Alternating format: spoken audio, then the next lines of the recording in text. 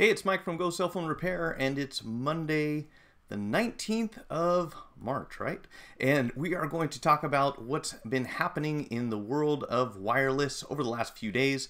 Most of us got some time off for the weekend, maybe not every day, but more than likely you're back to work, or depending on what time of the world it is, maybe you're getting off at this point.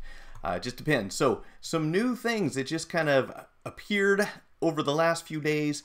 Samsung's thicker glass, stronger metal apparently couldn't save the Galaxy S9 in Squaretrades professional drop test. Everything that we know about the Galaxy S10, yeah, the S10, we're already talking about what's going to be included in the next year's model, still more than likely a year away from now. People are trading in their iPhones in droves to buy a Galaxy S9. At least that's what one source is telling us. iPhone 8 Plus water resistance in question after the shutdown of the Wistron production factory or line in China that does part of the manufacturing or assembling process, we should say, for iPhones. And that actually includes the phone that I'm using at the moment, the 8 Plus. So not that it's not already less water resistance than before, because I already took it apart once. Toys R Us is slashing prices on their Apple products because they're closing them all down, and apparently they're doing this quickly. They're not wasting any time, and it's probably one of the few occasions where you might actually get a discount on an Apple product. We'll talk about that. Also, HQ Trivia, if you've ever played that game, they disappeared from the App Store shortly. The job application written by an 18-year-old Steve Jobs was recently sold for something to the tune of $175,000. You might be able to play Fortnite on iOS without an invite. For you gamers out there, the Apple Watch and iPhone owners are mistakenly triggering emergency SOS features in their sleep, I guess. iOS 11, such a mess that Apple showcases a bug in their latest iPhone 10 ad. And last but not least, Apple using secret US facility to develop MicroLED screens for the Apple Watch. Sounds interesting. All right, let's get to it.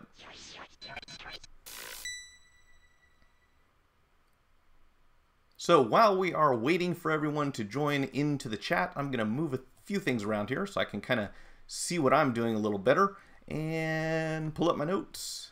So first of all, this is from BGR, and I'm going to show you, we're going to go through a few headlines real quick.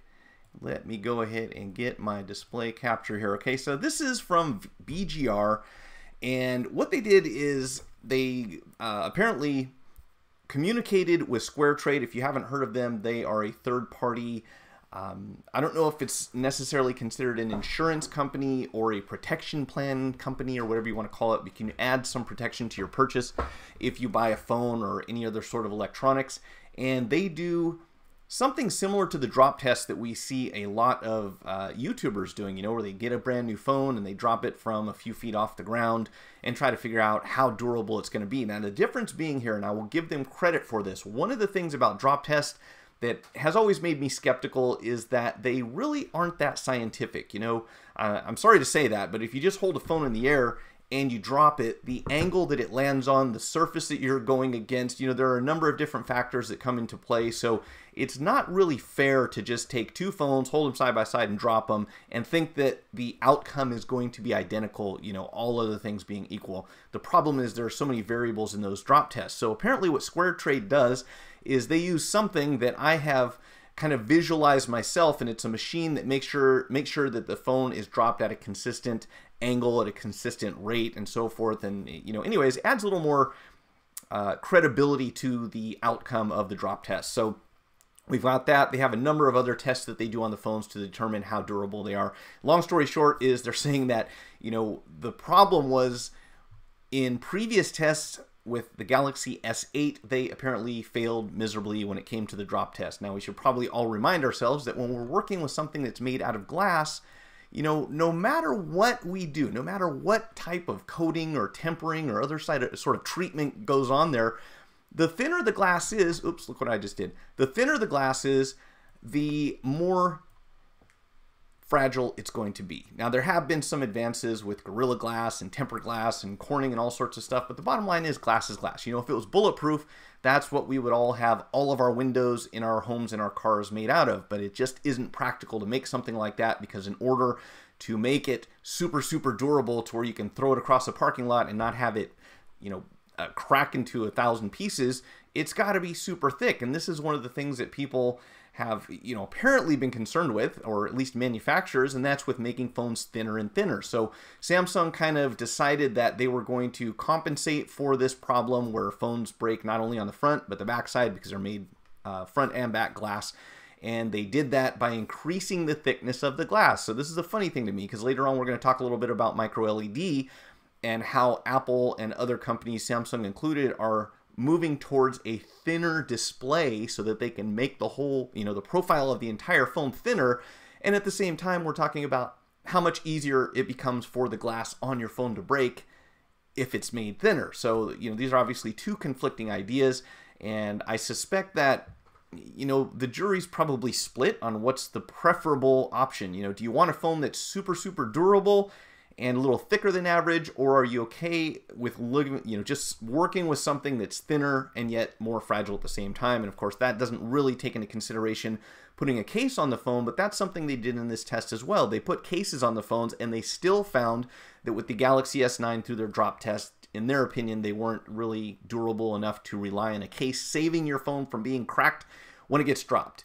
And everyone out there who's a technician right now is saying, yeah, we could have told you that 10 years ago, because that's kind of the way that glass works. So what are you going to do? You know, there's only so far you can go to protect it. And at a certain point, you know, it is what it is. You're going to make something heavier, and people are going to complain about that. And if you make it thicker, it's going to be heavier. And if you make it thinner, it's going to break easier. The bottom line, of course, is that phones and concrete and asphalt don't get along too well. And as far as we know, they don't work real well with nightstands either. So I will put the link to this video down in the bottom of the description within the next 24 hours. Also timestamps so you can check out these sources for BGR. You can actually watch their drop test video. It's very short. There's not much to it. But I wanted to also mention that they have their own in-house master technician who goes through and takes phones apart and determines their repairability, similar to what iFixit does.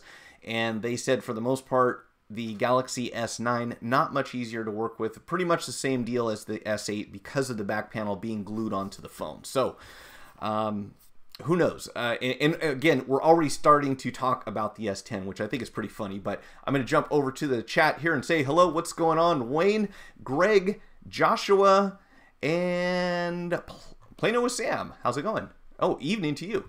So let's see. Figured you'd be here. Just checking up on the firestorm over Windows 10 insider build, slashing prices. I wonder how sharp the knife is. I will get to that in just a moment. They, you know, from what I've read here, it sounds reasonable. Like when we hear about anything being on sale with Apple, it's just, you know, it's like a sale on gold. You know, what is the price of gold? Because that's what the price is. And when it comes to Apple, we don't generally see, you know, any great deals going on, you know, even if you're a school or something like that. So apparently they are. Thing is with bankruptcy sales, that the receiver is trying to get the most money out of the sales, so don't expect barn-burning sales. Yeah, I mean, I wouldn't think so either, but it all depends on what you're buying, at least according to this article. It is glass, it cracks, it gets over it. What cases are for? Simple, right? Very easy to get that point across. That's how it works, but I don't think we'll ever reach a point in time where people are satisfied with that answer. So, you know, we have manufacturers working on ways to prevent phone screens from breaking, but not working too hard on that, I wouldn't imagine, because if you have a phone that's unbreakable, it's going to be difficult to ever sell another phone, at least in the short term. I guess you'd really have to concentrate on giving an incentive for people to upgrade. So we've always kind of had that, you know, I want to say within the repair industry, one thing we've always had working in our favor is that manufacturers don't want to make an unbreakable device. I mean, it's very rare. There are a few out there who says, here's what this phone is designed for. If you remember, we had like the Samsung Rugby. We've got the Cat phones that are made by Caterpillar, and those are specifically made to be used, you know, very rugged under extreme conditions. But if you're dealing with something like Apple or Samsung or any other manufacturer who is marketing to the general public, that's not what they're focusing on. It's not all about the durability. It's all about getting someone to buy the phone. So I sincerely doubt that's going to go away anytime soon. Probably anytime within our lifetime or the lifetime of phones as we know them today. That's just my, that is just my philosophy here. Is the iPhone 7 risky screen to repair? In my opinion, no. Sam, I've been told multiple things by an array of people and wanted to clear it up. Have been told to stay away until mastered the 6. Well, here's the thing, Sam. I would say that the iPhone 7 is less forgiving than the iPhone 6. So, you know, the cables are thinner. They're less durable. Those tri-lobe screws that are on the inside, if you strip them out, you are going to have a very difficult time. There are a number of other things that could go wrong. So I suppose it would be accurate to say the difficulty level is higher than the iPhone 6. As far as risky, you know, that's really, it's difficult to answer that because it's all subjective, you know, based on your level of skill, the amount of experience that you have, but certainly not something I would risk if it was a customer's device. So when the iPhone 7 was released, you know, as with the iPhone 10, as soon as these phones come out, we never really, or at least where I work, you know, in the companies that I work for, we have never really said, hey, we need to be pioneers. We have to be the first person to repair this phone. And the reason for that, you know, there are many reasons actually, but number one is this. If you're working on something like an iPhone 10, let's say, the latest flagship from Apple, usually the replacement parts, at least when it comes to the screen, make the pricing prohibitive for us to enter the repair market for that specific phone, you know, for a certain period of time. It's usually a number of months until after the phone's been released, where we generally will tell a customer, hey, if you go to Apple, here's what they charge, and that price is less than what we pay to get the replacement screen.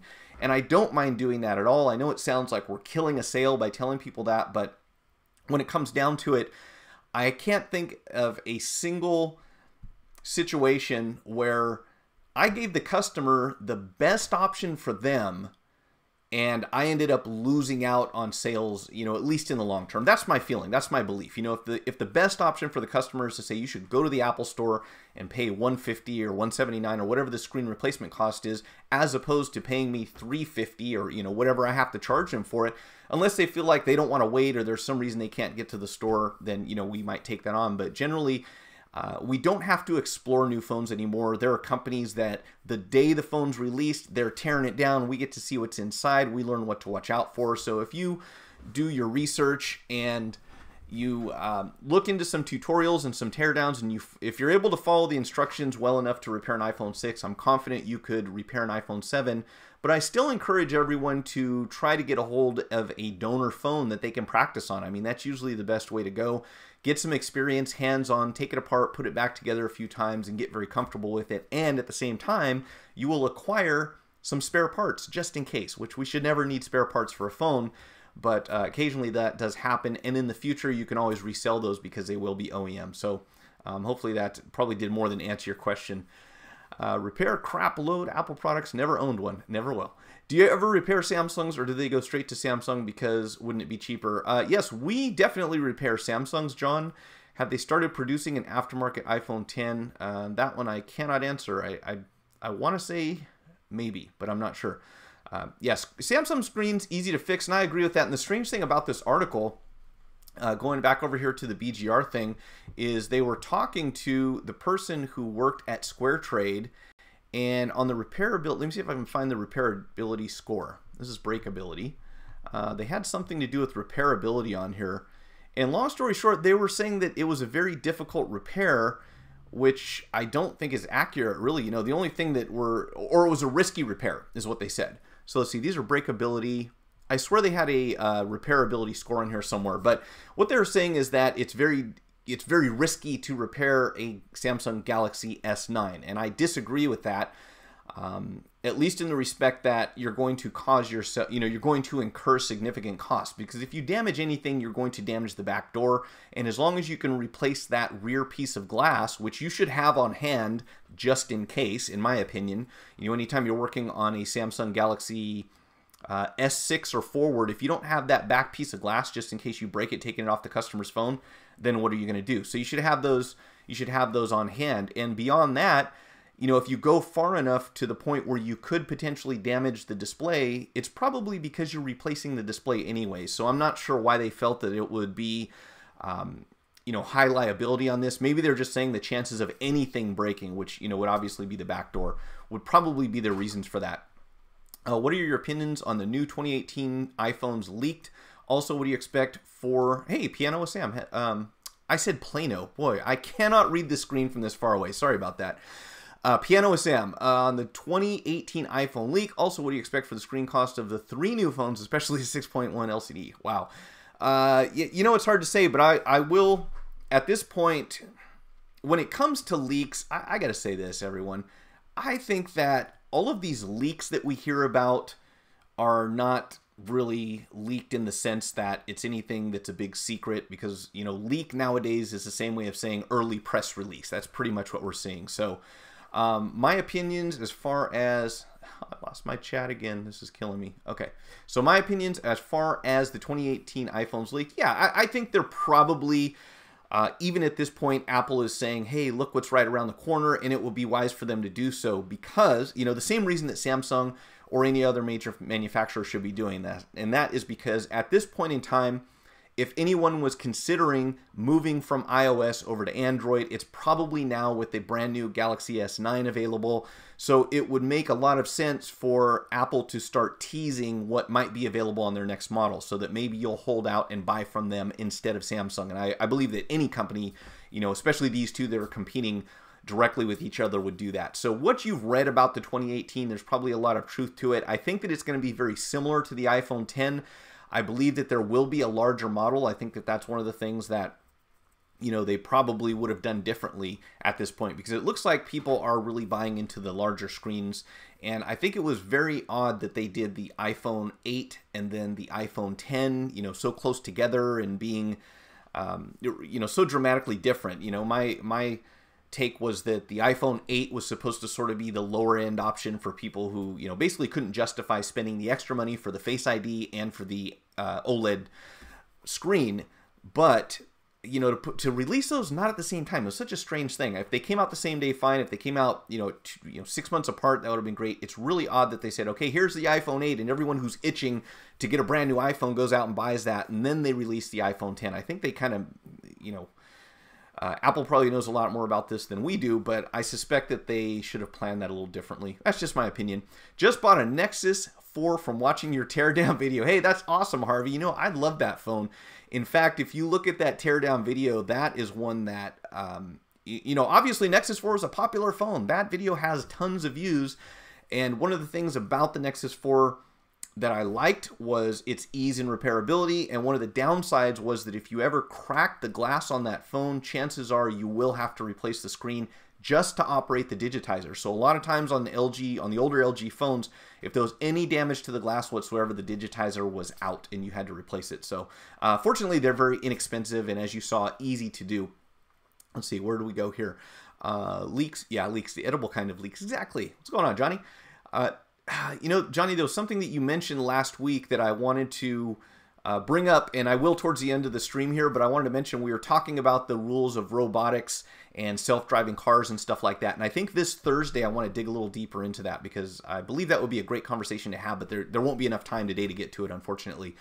But I am planning to include that on the Thursday night stream. Is it just me that feels as if the iPhone 10 isn't that big? I get that the screen size is bigger, but holding the body doesn't feel that big, unfortunately. Yeah, I think that's the thing. I think that they really want like a Note size or a Plus size phone that would be much bigger, and I believe that's what we'll see when they release, you know, these 3 different models at the same time. Do compatible parts have patent royalty associated? No, I don't believe so. If it's aftermarket, I don't think that there's any sort of royalty, not that I'm aware of, no. I don't see how they could really, because they're so inexpensive. It doesn't seem like there would be a big enough margin for that. I wonder if they'll be pushing the pricing envelope with the next iPhones to see what the traffic will bear. I wonder that too, Greg. In fact, I'm wondering if their second, you know, I wonder if they're having any regrets about the pricing on the iPhone 10. And depending where you go, you'll hear conflicting stories. You know, one source will tell you that iPhone 10 sales are setting new records, and the other source will tell you that iPhone 10 isn't performing anywhere near what they were hoping for. So it's difficult to know what to believe, you know, since Apple doesn't really publicly state how many of each phone they sold. So I really wonder myself. Where were we here? Sorry, guys. Chat's moving a little fast for me today. The delay is very common with Apple. It took them almost half a year to release an iPhone 4 with white because they were having manufacturing issues. Same with their wireless charger for the iPhone. True. True indeed. Although, if you haven't already heard the story, there was a guy who came out with white iPhone 4 replacement screens and back panels and started aftermarket, of course, and started selling them before Apple released the white iPhone 4. And legend says he made somewhere in the neighborhood of $700,000 worth of gross sales just by selling these aftermarket displays because people wanted white iPhones so badly. I don't know why. And I'm sure they had problems with the proximity sensor because I believe that was the reason that Apple took a little while to work out the problem with the white paint on the glass itself. Especially with the Uber news. Yep, Greg, I am definitely getting to that a little later in the stream. I won't touch another LG. Joshua said both my Nexus phones had boot loop issue, which was sad because otherwise they were great. I agree. You know, it's really unfortunate. I like LG and I really wanted LG to be a hero in this game and step up and be one of the big players. And, you know, after that boot loop thing, it's questionable, especially when they're saying that now they're probably going to be looking at an LCD for their next flagship instead of going with OLED in order to save money. So I get the feeling that LG, this is just my impression, but I've always felt that LG was kind of a mid-range competitor. So they're not really a premium in the, you know, when we look at something like an iPhone or a Samsung flagship phone, they're certainly not at that level, but they're not a low budget phone either. They're kind of in the middle. And I don't know if that's really the space that they plan to occupy, but if not, they certainly need to commit to one of the other, you know, either become a strict budget manufacturer or start trying to make something that can compete with these flagships. It's just like they're stuck in the middle. And I believe that if they went one direction or the other, they would probably sell a lot more phones than kind of just trying to do this thing in the middle and then having problems and now turning off a lot of would-be LG customers, unfortunately. Wayne has done one S9 glass only repair, $30 for glass, $80 in labor. Pretty tough to take off, I would imagine. I have not touched an S9 yet. Nexus 5 is the last LG phone other than the G6. It certainly seems that way. Okay, so real quick, I'm going to try to get through these, folks, because it seems like I'm talking a little slower or we're talking a little more today. So let's get this back on the screen. Our next headline here, which is everything that we know about the Galaxy S10, which is not a whole lot. So again, if you want to get all of the details, check out the link to this article down in the video description. But what we're looking at apparently is face sensing technology. Samsung supposedly planning to get into or more into the face recognition game from what I can read here. Also design, they're saying that this will be and I don't really understand this part because this is what it says. Bezel-less is the new name of the smartphone game. We expect that the Galaxy S10 will break new ground in this area.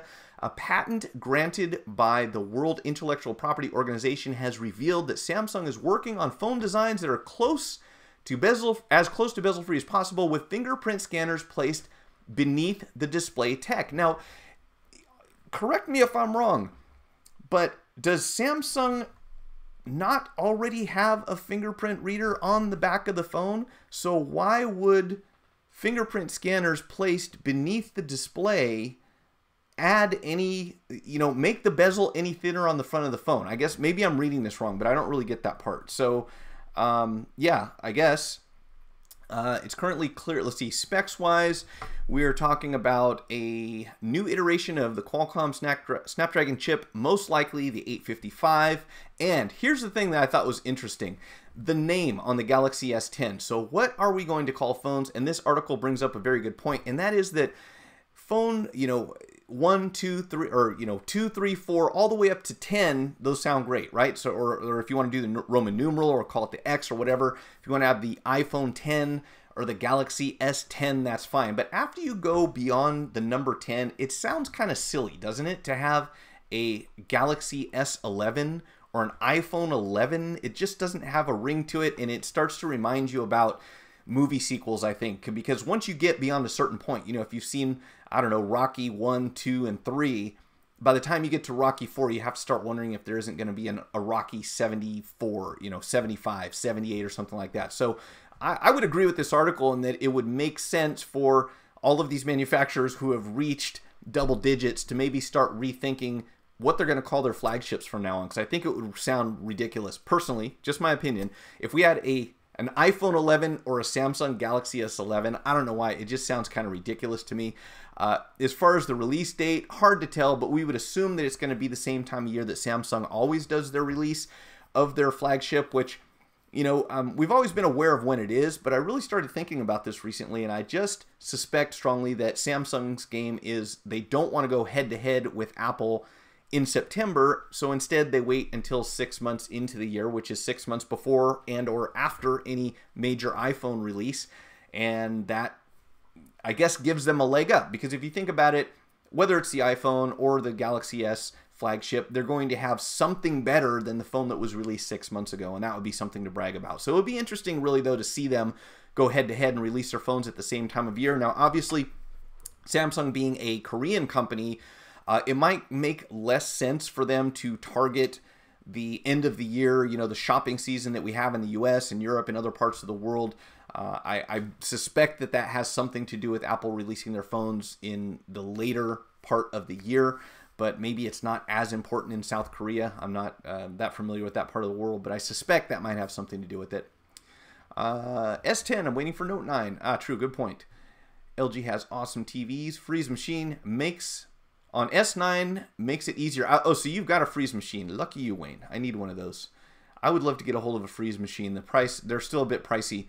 Folks, if I miss any comments, please put them up there again. They're scrolling by a little fast today, and I might be missing a few things here and there. My apologies. iPhone 7 Plus 4. There you go. I heard Chevrolet is coming back with the S10, and it will come with a free Samsung S10.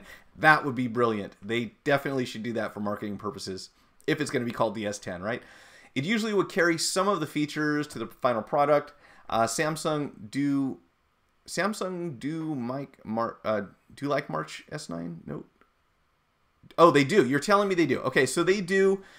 Oh, they do the notes in November, right? Okay, my bad. So why release phones at 2 different times a year? I guess maybe that's the best, or maybe that's their strategy for getting maximum press all year long. I don't know. Okay, thank you for correcting me there. I wasn't thinking about that. I'm not a Note customer, so I probably let things like that slip by on occasion. I think the iPhone 9 is going to rear its head sometime this year, because in Chinese 9 is pronounced as dog as its current year. Really interesting. I was not aware of that. We shall see.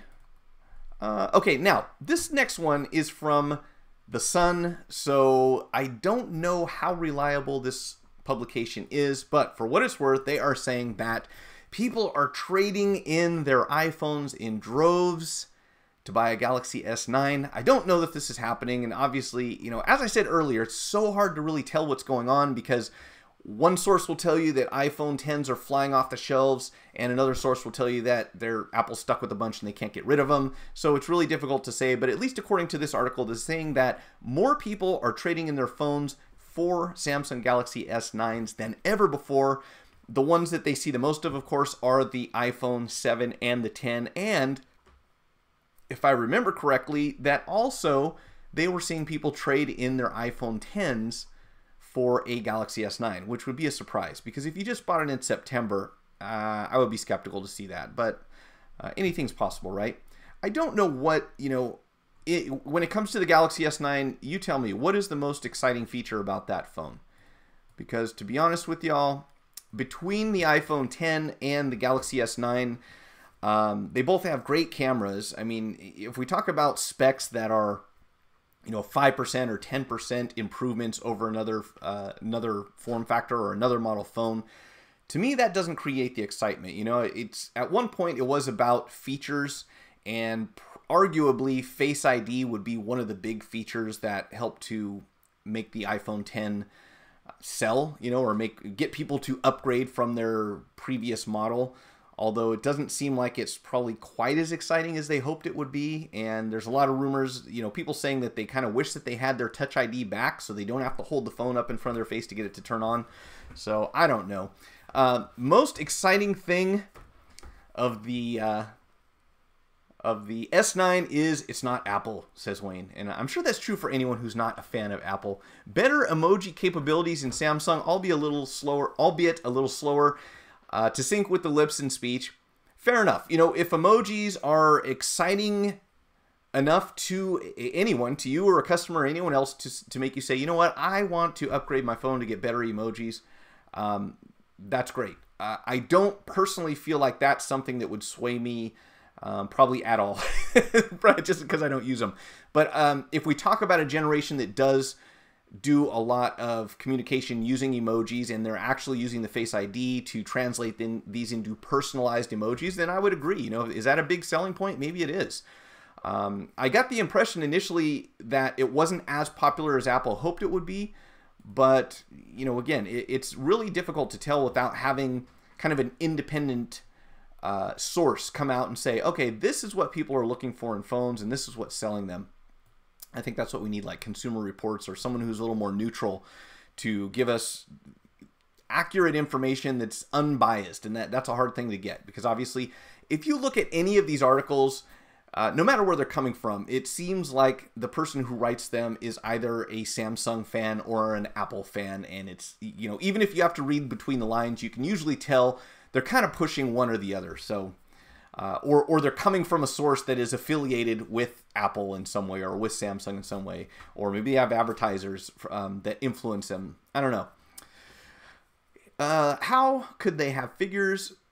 WRT trade-in on phones. Didn't the S9 go on sale Friday? Exactly. Yeah, I don't know. This is what they're saying, Greg, and like I stated, I'm skeptical of all this stuff, especially when it's a publication that I'm not really all that familiar with. I get the impression it might be slightly less reliable than most of the news sources that we deal with. So for what that's worth, maybe is all I'm going to say. I really don't know how accurate that is. But let's try to get to something that we believe is more reliable, and that is something that I've heard and has been confirmed by multiple sources, and that is that the iPhone 8 Plus water resistance is in question on some of the iPhone 8 Pluses. Now what happened is, as you know, Foxconn manufactures or assembles most of Apple's flagship phones.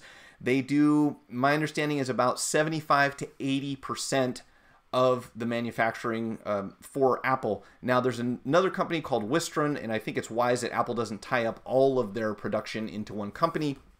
There's another one that does assembly for them, and apparently the people who are involved in acquiring the components for these phones before being assembled has been accused of buying some counterfeit waterproofing materials. Now I don't know if they're talking about the adhesive gasket on the front. I don't know if they're talking about underfill, overfill, or what, but something that goes into the phone. The person who is in charge of acquiring it has been accused. So, you know, obviously this is all allegedly all over the place, but they're being accused of acquiring some counterfeit components that could cause the phone to be less water resistant than it was designed to be in the first place. Now, along with that, Apple does state that these phones are water resistant. They are not meant to be taken on deep dives. And obviously, if you get moisture inside of your phone, your warranty is voided. So this is a thing that I try to communicate to people, customers especially, over and over. And that is that, yes, your phone is water resistant, not waterproof. But the moment the water gets on the inside of the phone, there is no more warranty from the manufacturer. That should be a clue. You know, that should be telling people, you know, I would think the message would be there. Here's your waterproof phone, because that's what people hear when you say water resistant or IP67 or IP68 or whatever it is. They hear waterproof. So your waterproof phone, if you want to call it that, once water gets inside of it, it's no longer under warranty. So you should, you know, hopefully put two and two together there. But if not, in addition to that, my understanding is that Apple has also stated that over time, this waterproofing that's built into the phone to make the water be more water resistant does age with time. It starts to break down, and if you have any little dings or nicks or cracks anywhere on the phone, obviously it's not going to be as water resistant as it was the day that you bought it. So I know that's a lot of words to try to get a point across to anyone, but we deal with this all the time when people come in and their phone's wet, and they're shocked to find that out, or they're disappointed that their warranty's voided, or another of other problems. And you really just have to keep reminding everyone that these things they're not bulletproof, they're not waterproof. And if there's any question, and this is the thing that always made me curious, you know, when you talk to people who are skeptical, and you hear this a lot, there's much skepticism over imported Chinese goods in the US. A lot of people will say, oh, it's some blah, blah, blah, blah, this cheap Chinese whatever thing. Well, are you not aware that most of these parts are coming from China for most manufacturers, Apple included? So when you say, yeah, that iPhone screen probably came from China, that aftermarket one, well, so did the, at some point, so did the original, or at least it was assembled in China. So that part always blows my mind. But with that said, if we are suspect, or if we're suspecting that counterfeit parts are making their ways into phones that are manufactured or assembled in China, we should certainly include Apple products in that group of suspect phones, right? I mean, wouldn't that make sense? So in any case, I don't know if mine was. Mine was certainly not going to be as water resistant as it was when I bought it, because I've already opened it up and put another screen on there and moved things around, and really don't care because I don't take my phone swimming. But if you do, don't take your iPhone 8 Plus swimming, I suppose. Let's see, where were we? Sorry guys, I got way behind here, so let me back up a second. I'm over the yearly upgrade cycle. I think a lot of people are too. Still using my Note 4, nothing new on iPhone, so compelling for me to upgrade. No monumental jumps in technology on any. I agree completely, Wayne. I haven't seen anything on a phone so far, and I've said this before. I grew up a long time ago, and in all the media and the movies and sci-fi and books and everything you read, by year 2000 we were going to have like phones implanted into our heads. We could communicate telepathically. So maybe what I'm expecting is a little high, but I'll say yes, that my phone does everything I really need it to. And there's not, we were talking about having holographic displays that would, Star Wars style, like sit right up in front of you, projected from the phone, like 2 decades ago, and none of that has materialized. So I'm with you. The yearly upgrade doesn't make a lot of sense to me, other than the fact that I want to see what's on the inside of these phones so that we'll be prepared to work on them. But outside of that, yeah, nothing really amazing about them. I'm trying to think of the one exception to the rule, and probably the biggest breakthrough for me was Bluetooth headsets. Not having to have and wireless charging. Yeah, so Bluetooth headsets, wireless charging. Personally, those are the two biggest monumental achievements for phones, that I can think of in the last 15-20 years, is not having to have wires attached to things. We should really, we're using a wireless device. It should be a truly wireless world, I think, a long time ago. Just my thoughts. Which phone would you repair? Sorry, Mike, would you repair a phone which has a repairability rating of 1 on the iFixit scale to repair? Johnny, which phone are you talking about? Any phones specifically? There are some phones that I don't like to repair. I'll never say never, but I'm trying to think of one right now. There are some that I don't like. It's really funny, but of all the phones that I've ever worked on that caused me a problem that I couldn't solve, there's only one that I can think of, and believe it or not, it was one of the more obscure phones ever. It was the Motorola Photon Q from Sprint. And I can't figure out what went wrong with this thing, but I took it apart, put it back together, and it didn't work anymore. And no matter what I did to it, it wouldn't function. So I got a donor, I pulled the board out of the bad phone and swapped it into the donor, and both phones started working. So both of these phones worked fine with the original board in the donor and the donor board in the original. But when I swapped them back so that the original board was in the original phone, it would not power on. And I could never figure out what that was. I mean, I tried everything I could think of. Eventually gave the customer back their phone with the with the donor parts instead, but I could not for the life of me figure out what it was. So there was some type of compatibility issue, as far as I can tell, between the motherboard in the original phone and maybe a different generation of, I don't know, maybe something wasn't backwards compatible. That's the only thing that would make sense to me. But there weren't any details that documented differences in the parts that I used versus the parts that came in on the original phone. So I don't know what it was, but that was the one phone that I don't think I would ever touch again, based on the fact that I had a problem with it that I could not figure out, number one, and number two, it was so rare and so obscure that I don't feel like I'm losing any money by not working on that phone. And just in case I edit this just in case I edit this video, I am going to put the chat over here where everyone can see it, because one thing about YouTube is that it has the live chat, but once I edit the video, the chat's gone, so nobody gets to read it. So let me back up here real quick, because I think I missed a couple comments. Have you seen Samrak's channel? He fixed up a Domino's DXP delivery car and now Domino's is seeking legal action against him? No. I will have to check that out, Harvey. I have not heard of that. He fixed up a Domino's delivery car and now they're seeking legal action against him because it has Domino's on it, maybe? That's bizarre. They should have never marketed water resistant, but it's a marketing ploy and marketing department purpose is to get you to part with your money.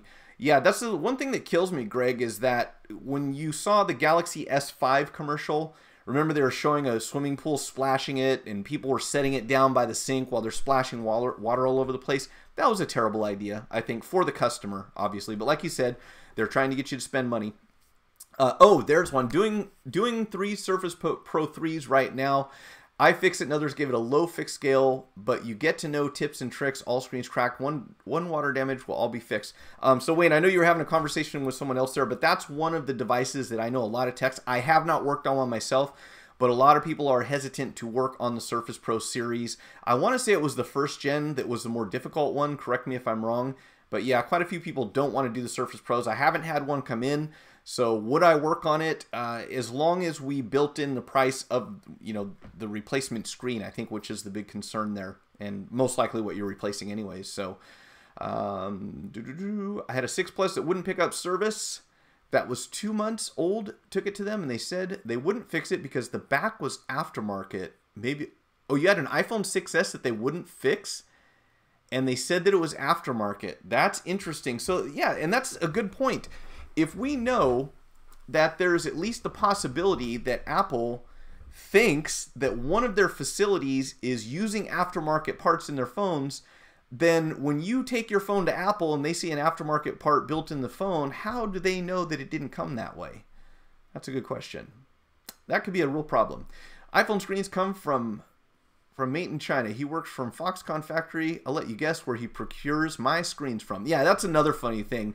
Is when people are saying that, oh, OEM versus aftermarket, and, in many cases, a lot of the parts that go into the original phone end up making their way into repair shops. And until we get some sort of legislation in place that says manufacturers should be selling these replacement parts to qualified repair facilities so that, third parties, so that we can fix these things legitimately, we will most likely continue to buy them from factories that are selling them out the back door, which doesn't make any sense because that doesn't give the original manufacturer any opportunity to profit from that sale. So why they're fighting it so hard, I don't know. Maybe it'll go away. We'll see. What's going on, Nate? SP3 PMIC short replaced and booting fine now. Do you know if the iPhone 10 sales are higher than the iPhone 8? I certainly don't. I would suspect they are, but I couldn't give you any numbers to support it. $120 for US screen, can buy digitizers, only otherwise be a lot cheaper as digitizer normally clack. Hey Wayne, you said you had a freeze machine, right? Are you not refurbishing your own LCDs as far as like the iPhone 8? I'm curious. Last night, Louis Rossmann released a video complaining about the difficulty. Louis Rossmann released a video complaining? I'm just kidding. Hey, I love his rants. He's entertaining for sure. But for him to release a video complaining would not surprise me. Complaining about the difficulty of keyboard repair of MacBooks 2011 onward and about the latest one having design defects that make them fail more often. Shocker, right? Yeah, I remember seeing a Louis Rossmann video where he pretty much broke down why the MacBooks are such a horrible design. Speaking of, my battery's dying. 1 second. 1 second. Uh-oh. All right, guys, I got to step away for a minute. I left my charger in the other room, and my battery's dying, so I'll be right back.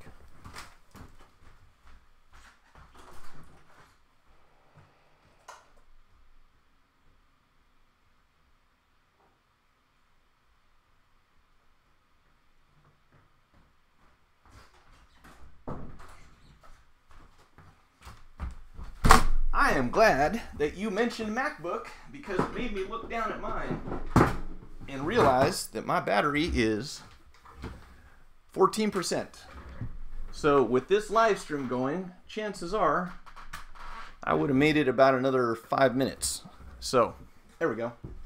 All right, so back to this. Let's see. Yeah, so I saw a good video from Louis where he he takes apart the inside and he basically explains why the cooling system on MacBooks is terrible and why they, just I think that based on ergonomic design, they kind of left out a lot of sufficient space and design for cooling the system properly, which would probably explain a lot of problems that people have with their machines over time. So, yeah. But what do you want to do, Apple? Do you want to make a machine that lasts forever, or one that people want to upgrade in a couple of years? So, better to use wire to separate i7 and i8 for screen refurbishment, as opposed to the freeze machine, I suspect. What's going on, playlist?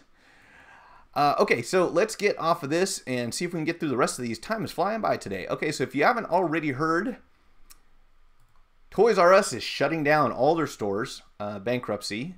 Interesting, but not a big surprise. You know, all these online companies like Amazon and having Walmart sell everything, and Target apparently is part of the reason why. So Toys R Us going away, and according to Business Insider, you can find deals on, listen to this, or this is according to a Reddit user. So you can find the Apple TV 4S for $75 compared to the $149 that Apple is charging for the device. He also said that the store was selling $54 iPod Nanos, a product which is no longer sold by Apple, but will almost definitely become a collector's item, that normally cost $145 with third-party retailers. So obviously, I can't make any promises, but if there's a Toys R Us near you, it probably wouldn't be a bad idea to at least call them and see what they have available for closeout items as far as Apple stuff goes, because you might be able to actually get a really good deal. And that is a surprise, because like I said earlier, we don't typically find great prices on anything that's made by Apple, and that's been the case for quite some time. Let's see. So Wayne refurbishes his own, but alas, still need to buy screens, is never enough to stock. Okay if it's glass, LCD, okay if it's flex cable, repair, but 50% of LCD problems on all makes it not repairable. Yeah, and that was another thing, Wayne, that someone who was, we were having a discussion about refurbishing our own screens, but obviously we can't refurbish every screen that comes into the shop. So that's one of the downsides. And as you stated, we've got to have replacement screens on the shelf for people who have a completely damaged display and not just a cracked glass. And of course, if you get the customer who comes in with an aftermarket screen on their phone already, you're obviously not going to be able to refurbish that. So definitely will continue to be a need for aftermarket and OEM replacement screens. And I had to explain that to someone recently, because they kind of were of the opinion that if you refurbish screens, you'll never have to buy any. No, you're definitely going to still have to buy some. So just real quick, I thought this was interesting and you all might get a kick out of it. If you haven't seen this annoying guy before, he hosts a game called HQ Trivia. You can get it on Android or iOS, and basically it's like, I don't know, what's the word I'm looking for? It's like the multiple choice version of Jeopardy online that you can play at a certain time and on certain days, and they give away prize money, and they get progressively more difficult with the questions that they ask. Now, they're supposed to have a variety of hosts on this game, but every time I've seen it, it's this guy right here, and I believe he does his best job at trying to be annoying. I think that's what his gimmick is. You're going to listen to me if you want to play this game, and I'm going to stand here and not be entertaining for the next 5 minutes while you're on the edge of your seat waiting for the contest to start. And that he does a great job of, because it's very difficult to listen to him. Okay, but apparently this game disappeared from the App Store recently because the person who was in charge of keeping or maintaining the payment information for the app on hand allowed the credit card that was on file to expire, and they pulled the whole app from the store for a period of time. I'm sure it's back up and running at this point. But another thing that I thought was interesting about this game, if you haven't already seen it, like I said, the first 4 or 5, probably 3 or 4, maybe 5 questions start out really easy. I mean, simple stuff. You feel like you're on Wheel of Fortune.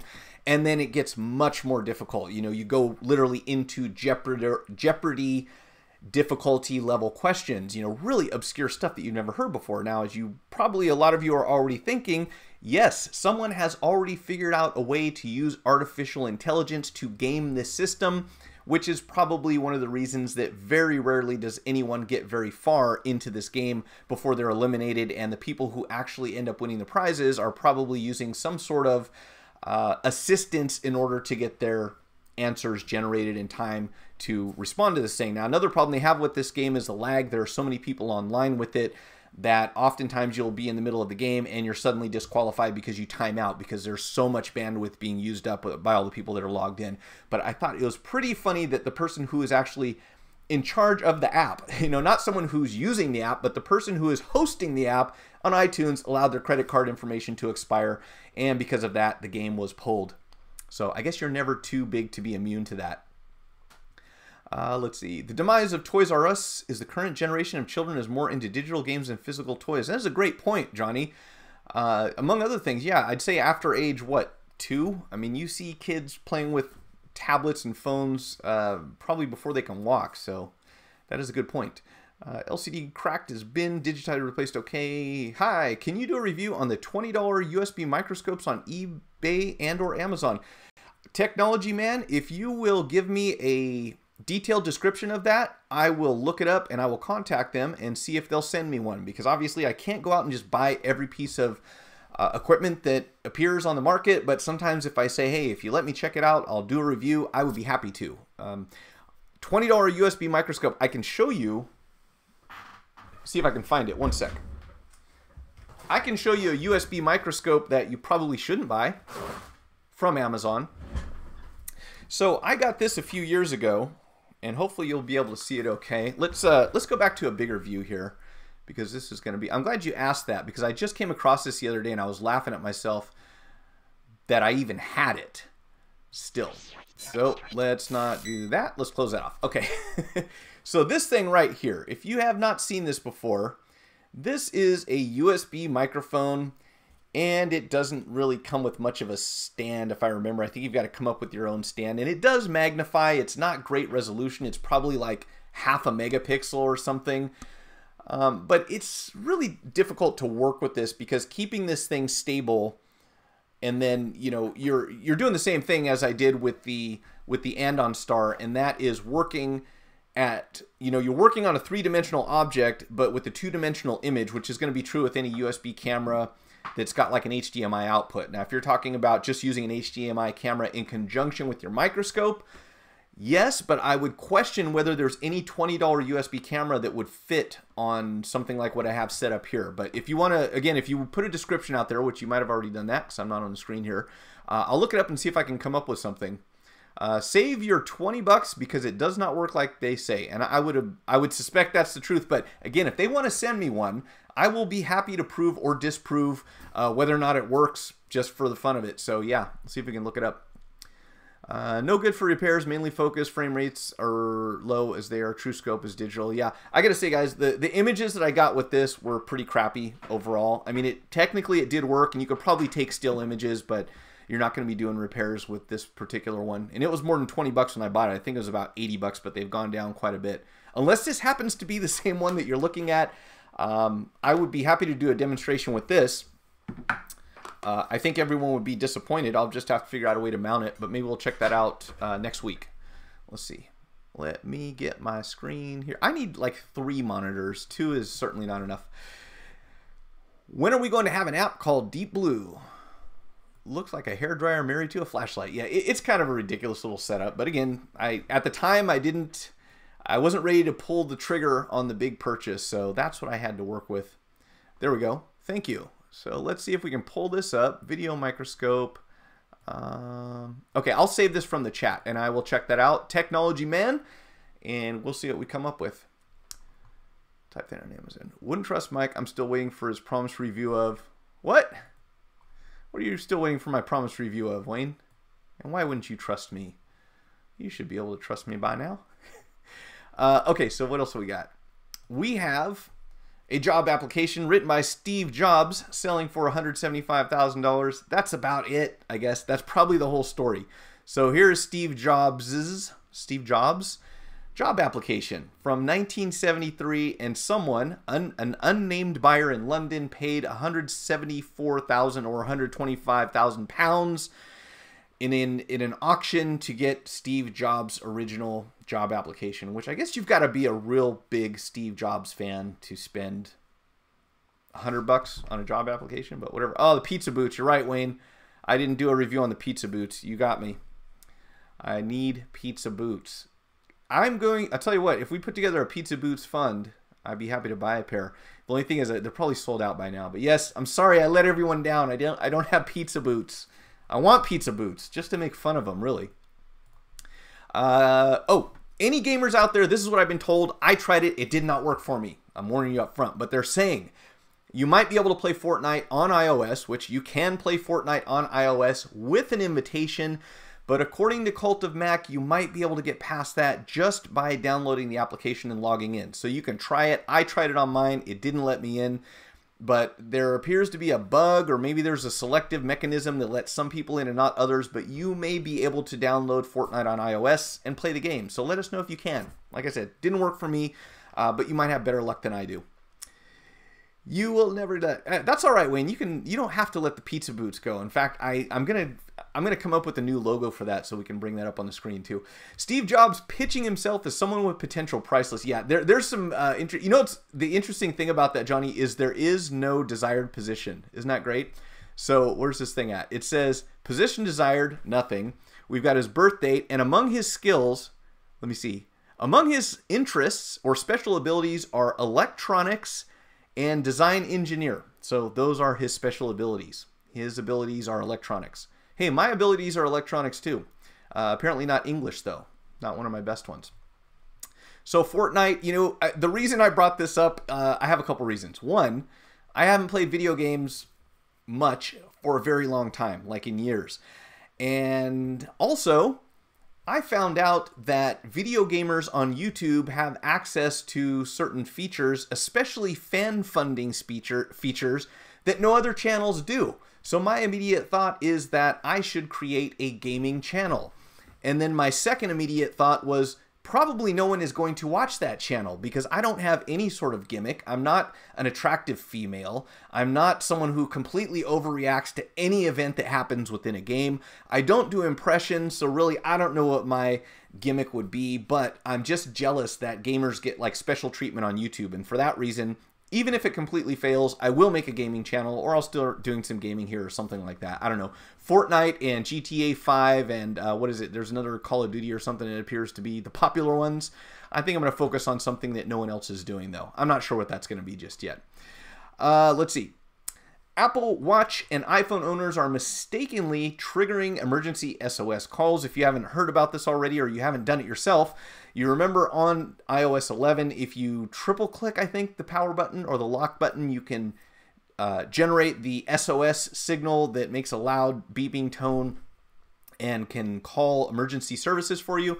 Well, apparently the Apple Watch can do the same thing, and if you hit that crown bezel a number of times while you're asleep, you might wake up with the police at your door or in your room or, you know, something else. So I'm not sure, outside of maybe tracking your sleeping habits, why you would be wearing your Apple Watch to bed. I usually take any watch I have off at night, especially if I have to recharge it. But for anyone who is wearing that, you might want to go in and disable that feature, or maybe put it on a schedule where it doesn't it doesn't function while you're asleep. But then again, if you wake up in the middle of the night and you need medical services, then you'd want to have that right on your wrist. So I don't know what the answer to this is. Maybe have like a Touch ID for setting off your emergency medical services thing on your Apple Watch.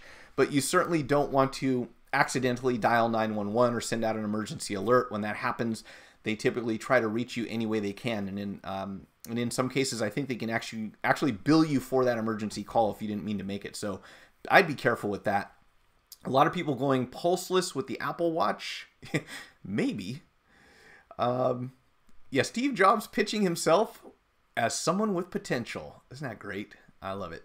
We need to find something that dissolves bloody iPhone underfill. Somebody be rich if they can find a solution. I could not agree more, Wayne. I don't know if you guys have done this. I did a TriStar on an iPad Air 1st Gen recently. And yeah, that is a time-consuming, risky, annoying procedure to have to undergo. So someone really needs to find a good solution for that. Goof off? I don't think, Johnny, I believe that the underfill is pretty water resistant. So I don't think something like goof off is going to do it. I haven't tried personally, but we certainly need something that will dissolve the underfill without causing damage to the PCB, which is the main concern, or any of the surrounding components. I don't know what that is. There's got to be something that would react with underfill chemically and not affect anything else that's not made out of the same material, but I don't know what that is. Hey, I know someone who's a chemist, though. I'll have to ask him. Maybe he'll have an idea. I'll just get him an old board and see, have him take it to the lab and see what he can figure out. Tried everything. Yeah, that stuff is a pain in the butt, I got to tell you. And, you know, the risk of damaging components is the real problem with that. You know, you can work at it until you get it off, but you might end up breaking something. Aloha, Hawaii. How's it going? Haven't seen you here for a while. It's guaranteed to scuff off gunk and graffitis. Yeah, but underfill's a different beast altogether. iOS 11 is such a mess. Apple is showcasing, I don't think intentionally, but Apple showcases a bug in the latest iPhone 10 ad. Now, we know there have been a lot of problems with iOS 11, a lot of problems that are supposed to be fixed when iOS 12 is released and announced. We expect in June, probably sometime. Here's the thing, though, and I don't even know that this is a big deal, but I do think it's kind of funny, if not ironic, that during a commercial you can actually see this bug, and there's a GIF here that shows it. So I'm pretty sure I'm okay with showing this here, but as you can see, this thing kind of wigs out a little bit while this notification is coming on, and this is apparently from the commercial that Apple is using to promote whatever product, the iPhone. So you can see the bug happening there on screen. So if it hasn't happened to you, it probably will at some point, and then iOS 11 is supposed to fix that. We shall see. Also, Apple is using a secret US facility to develop micro-LED screens for the Apple Watch. So if you saw the headline, Apple is working on micro-LEDs and got excited, let's take a step back, because what they're talking about, and obviously the cost associated with manufacturing micro-LEDs is one of the biggest factors here. We are not probably going to see a phone with micro-LED for a while, but something like a watch that has much less surface area to cover would be more realistic. And the rumor is that Apple is using a US facility for this, which is interesting. I don't know if that means that the manufacturing would be in the US or if it still would be outsourced to China or elsewhere. But it sounds like they are hoping to make something like that. Now, on the other hand, Samsung is apparently apparently Samsung is working on a micro LED and showed off a 146-inch modular TV using that technology at CES in January, which is cool and probably going to be very expensive.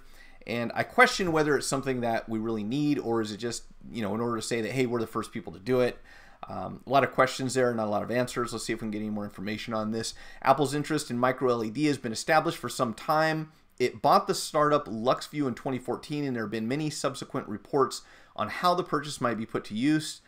Let's see, what else do we have? Bloomberg speculates if Apple were to master their design of micro-LED to the point where it could be mass-produced for use in mainstream devices, it'd be the first time Apple is able to design screens end-to-end, which is what we ultimately expect to happen, and which I strongly suspect, and you know, from what we've seen, being in the repair business, is that the bigger the display, the better the chances are that someone is going to damage the display when the phone gets dropped. So yes, yay for bezel-less phones. Not just for consumers, but for repair facilities as well, because without a bezel there on the edge of the phone, anytime the front of the phone makes contact with the surface or impact with the surface, chances are it's going to damage the display. And as we kind of discussed earlier, people don't love cases. Everyone wants to go naked with their phone, and they will pay a price for that, typically, when they break it. So I think that's what we're going to see happening. Smaller bezels, bigger displays, more people breaking their phones. So hopefully it's a worthwhile trade-off, I suppose. Has anyone have a gas chronometer to burn some underfill off to analyze it? Not me. That'd be interesting. Hawaii's listening while he works on a couple phones. Awesome. Hey, I've been following you on Instagram as well, by the way. I meant to mention that.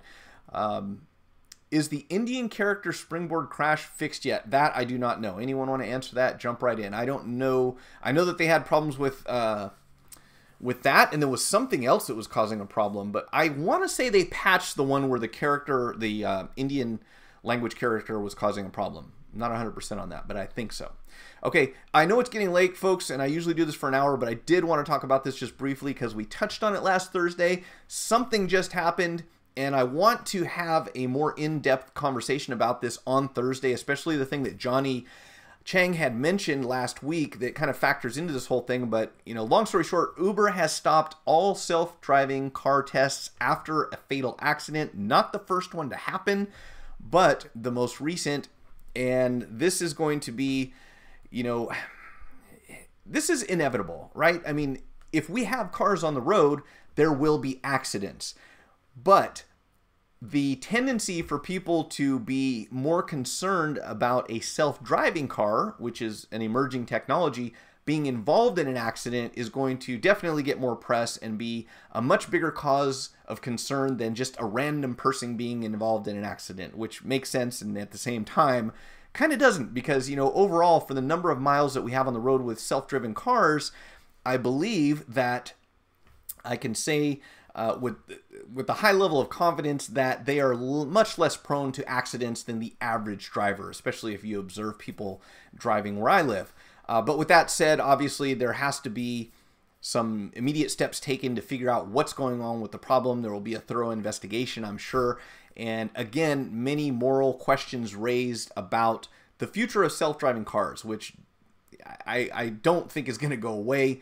But we're going to have a lot of people who are going to be asking a lot of questions, and there will be a lot of topics and issues and bugs and all sorts of stuff that need to be addressed in order to make this as safe as we possibly can, and that's the big concern.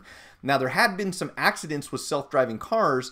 I want to say there were something like 3 accidents in Arizona where they were testing the program, but 2 of those accidents involved people physically assaulting the self-driven vehicle. So people would walk up to a self-driven vehicle, smash the taillight, and they counted that as an accident. So where the fault lies there is pretty obvious, and there are people who don't like, are going to express their distaste for whatever type of technology by physically damaging it, and that's going to slow things down a little bit, but I don't think it's going to change the big picture or the eventual outcome that we're going to see here, and that is a lot of self-driving cars on the road. So again, folks, I'll put the links to these articles down in the video description within the next 24 hours. It does take me a little while to go through this, but if everyone wants to take a look at what's going on, I'd really love to dig into this this Thursday evening a little more when we have more time and see, what we expect to happen, what we should watch out for, and if nothing else develops between now and then, it would surprise me. Hope Uber don't get into the business of delivering babies also. Yeah, that wouldn't be good. Let's see.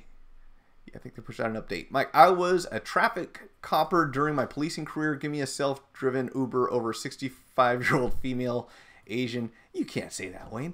Driving a yellow Volvo. Why yellow Volvo? Okay, I get all the other stereotypes, but why the yellow Volvo? What's up with the yellow Volvo? Are they dangerous? And how do you issue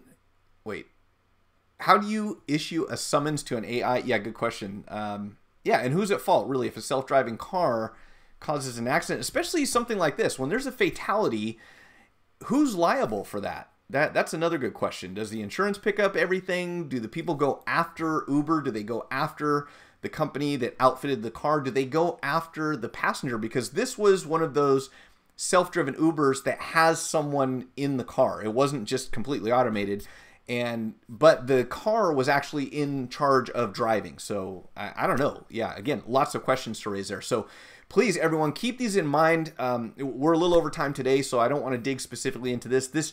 I just read about this morning. I didn't have a lot of time to, but there's a lot of other phone news to cover. And I think this Thursday I want to go a little deeper into the self-driving car test stuff, as well as a few other topics.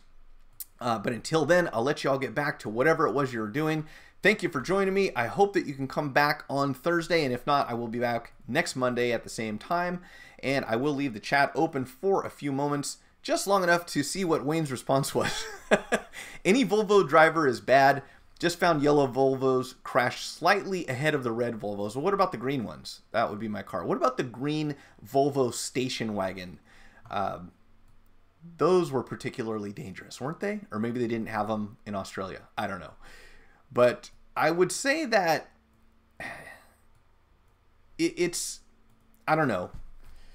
It's a whole nother topic I don't want to get to. But if we have a minimum age for driving, I don't think it's right to have a maximum age for driving, but to have a regular schedule of making sure that people are still capable of driving. Even if you got your license at 18 and now you're 22, instead of just sending some money in through the mail to get an extension or an upgrade or whatever it is, renew your driver's license, shouldn't there be some sort of testing going on? Because I got to tell you, when I went back, when I moved out of state and I had to go retake a driver's the written part of the driver's test, I had to go study for that because I would have got a lot of those answers wrong because of new traffic laws. So I think it's kind of strange that at least in the US, you don't necessarily have to take any tests to renew your license. You just send them money and you get a new one. So that never made sense to me. I don't know.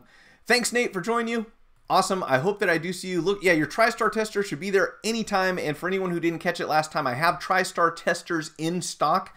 If you'd like to buy one, go cellphonerepair.com. Check out the tools section. I have added lots of screwdrivers, drivers, TriStar testers, and my plan is to get a lot more tools in so that I can sell. So instead of sitting here saying, hey guys, I don't make any money on YouTube, send me some money, I would rather sell you something. And then that way you can help support my channel and you get something out of it instead of, besides just my undying gratitude. So beyond that, awesome. I do appreciate all of you just for showing up. That I see as support. And let's see, I'm going to have to close this up in here in just a second, but let me see what green Volvos, ID lockup based on their lack of style choice. Who the hell buys a green car? That's great. Nate has a green car. It's kind of the color of a booger. Lovely. It would be interesting to put an AI into driving school and see how it's perform. Yeah. Wera screwdrivers, the best. I agree completely. I am a huge fan of Wera, or Vera. If you pronounce it properly, I've been corrected before. Vera and Viha is supposedly the right pronunciation. All right, folks, I'll see you Thursday if you're here. If not, next Monday, 2 p.m. Have an awesome week. Thanks for watching. I'll be in the chat for the next minute or two, and beyond that, I'll talk to you next time.